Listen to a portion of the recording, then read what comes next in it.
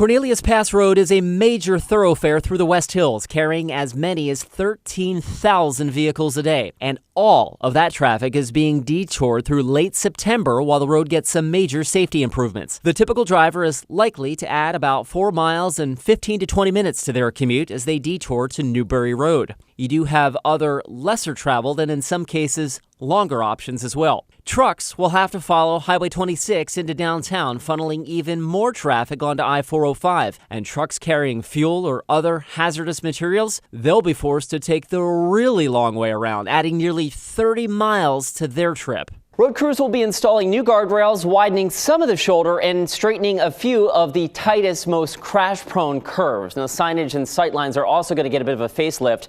With Newbury and Germantown roads getting lots of extra traffic for the next few months, expect those rough commutes to get even slower. And on another note, for all of you that use Forest Park or the cyclists that roll through the West Hills, you might want to change your plans, at least during the commuting hours.